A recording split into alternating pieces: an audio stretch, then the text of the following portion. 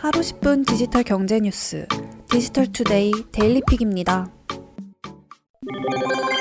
네이버가 웹브라우저 웨일의 저변을 확대하기 위해 기업용 브라우저를 내놓은 데 이어 교육과 하드웨어 분야에서 맞춤형 웨일 브라우저를 내놓는다고 합니다. 2016년 말 웨일을 공개하고 구글 크롬, 마이크로소프트, 파이어폭스 등이 버티고 있는 범용 웹 브라우저 시장에 뛰어든 네이버는 이후 꾸준히 점유율을 늘려왔습니다.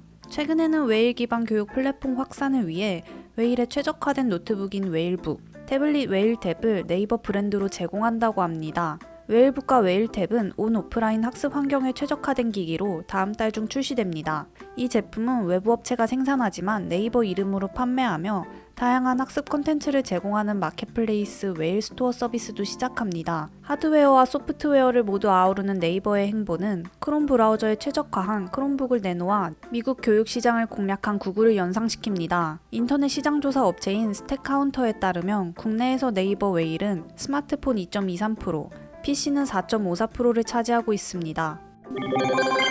시장 조사기관 옴디아는 올해 3분기 전세계 TV 시장에서 삼성전자가 1위 자리를 지켰다고 밝혔습니다. 매출 기준으로 세계 TV 시장의 3분의 1을 삼성이 차지한 것입니다. 올 3분기 6,287만 대의 TV가 출하됐고 매출은 약 31조 원에 달했습니다. 출하량은 지난해 같은 기간에 비해 14.7%, 매출은 11.8% 늘어난 것입니다.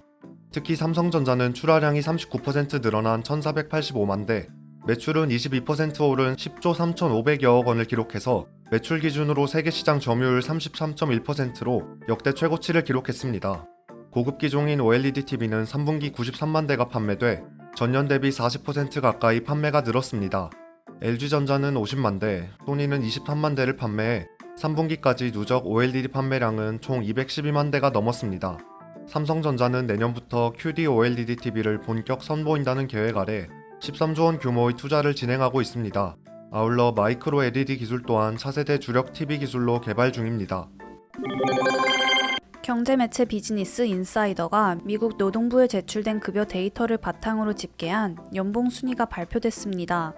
비즈니스 인사이더는 에어비앤비, 아마존, 애플, 페이스북, 구글, 테슬라, 트위터, 우버까지 총 8개 기업의 IT 직군 연봉을 비교했는데 최고 연봉을 지급하는 회사는 구글인 것으로 파악됐습니다. 구글은 최고 45만 달러로 가장 높았고 페이스북은 42만 5천 달러, 3위와 4위를 차지한 에어비앤비와 애플은 최고 28만 7,500달러와 26만 9,700달러를 제공하는 것으로 집계됐습니다.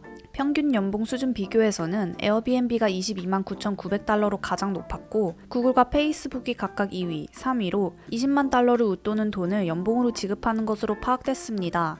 평균 연봉이 가장 낮은 기업은 아마존이었습니다. 아마존의 평균 연봉은 15만 1,700달러로 업계 평균에 크게 못 미치는 것으로 나타났습니다. 테슬라 역시 평균 연봉 18만 3천 달러에 그쳤습니다. 승차 공유 서비스의 대표주자 우버와 리프트가 미국 정부에 8,900억 원 규모의 공공 운송 서비스를 제공하기로 했습니다. 로이터 등 외신에 따르면 우버와 리프트는 미국 연방 총무청과 앞으로 5년간 연방정부 운송사업자 계약을 체결했습니다. 두 회사는 400만 명이 넘는 미국 연방 총무청 산하 연방정부 공무원과 관련 종사자에게 차량 서비스를 제공합니다. 이전에도 공무원 출장 시 개별적으로 우버나 리프트를 사용했지만 이번 계약을 통해 공식 업무용 서비스로 이용할 수 있게 된 것입니다. 대신 미국 정부는 2에서 4%의 할인과 추가비 면제 등의 혜택을 받게 됩니다. ARM 기반 자체 설계 프로세서 M1을 내놓은 애플이 더 고성능 프로세서를 개발 중이라고 합니다. 외신에 따르면 애플이 개발 중인 프로세서는 가칭 M1X 프로세서로 이번에 내놓은 M1 프로세서보다 높은 성능을 지닌 12코어 기반인 것으로 알려지고 있습니다. M1 프로세서는 4개의 CPU 코어를 낮췄는데 새로 개발하는 프로세서는 CPU 코어를 8개로 늘려 더 빠르고 안정적인 전력 성능을 보여줄 것이라는 전망입니다. 새로 개발되는 프로세서는 내년 1분기 출시할 16인치 맥북 프로에 탑재될 것으로 보이는데 그래픽 코어와 메모리 구성은 아직 알려지지 않았습니다. 하지만 이론적으로 현재 M1 프로세서와 비슷한 수준의 전력을 소모하면서도 더 빠른 연산 능력을 보여줄 것으로 기대되고 있습니다. 코로나19 장기화로 배달 수요가 늘면서 배달 인력 확보 경쟁이 뜨겁습니다. 특히 쿠팡의 배달앱 쿠팡이츠는 다음 달부터 배달 상한선을 폐지하고 실시간 할증 제도를 도입하겠다고 선언했습니다. 그동안 쿠팡이츠 배달비는 3,100원부터 시작해 최고 15,000원으로 상한선이 정해져 있었는데요. 쿠팡이츠는 이 상한액을 없애는 대신 주문량과 날씨에 따라 탄력적으로 할증을 적용하기로 한 것입니다. 거리가 1.5km를 초과하면 100m당 100원이 추가되는 등 요금이 올라가고 특정 시각에는 기본료가 4,600원으로 높아질 수 있을 것이란 전망입니다. 쿠팡이츠의 배달비 상한선 폐지가 배달의 민족, 요기요 등 다른 배달 앱에 어떤 영향을 미칠지 관심이 쏠리고 있습니다. 개인정보보호위원회가 페이스북에 67억 원의 과징금을 부과하고 형사 고발했습니다.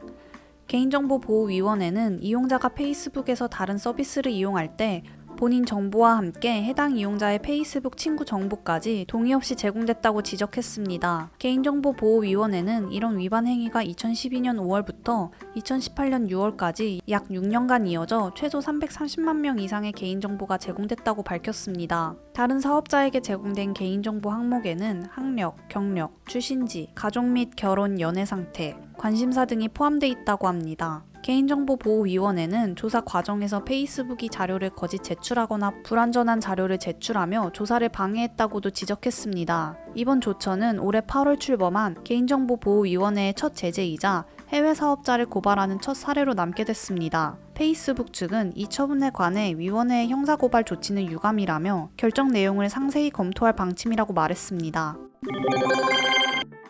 앞으로 일부 다중이용 시설에서는 QR코드를 인식하거나 수기로 명부를 작성할 필요 없이 전화 한 통으로 출입 명부 작성을 대신할 수 있게 됩니다. 과학기술정보통신부는 국민이 다중이용 시설에 입장할 때 14로 시작하는 6자리 전화번호로 전화를 하면 출입을 등록할 수 있도록 지원한다고 밝혔습니다. 그동안 코로나19 방역을 위해 QR코드나 수기 명부 작성을 활용해 왔는데요. QR코드 사용에 어려움을 겪는 사람도 있고 개인정보 유출 우려가 제기되기도 했습니다. 하지만 이번 조치로 전화만 하면 자동으로 방문자와 방문 일시 정보를 기록할 수 있게 됐습니다. 14로 시작하는 번호는 수신자 부담으로 이용자는 무료로 이용할 수 있습니다. 정부는 디지털 취약계층이 자주 방문하는 공공청사, 의료기관, 사회복지시설, 전통시장 등 다중이용시설에 이 전화 출입 명부를 활용할 예정이라고 합니다. 행복한 하루 디지털투데이였습니다.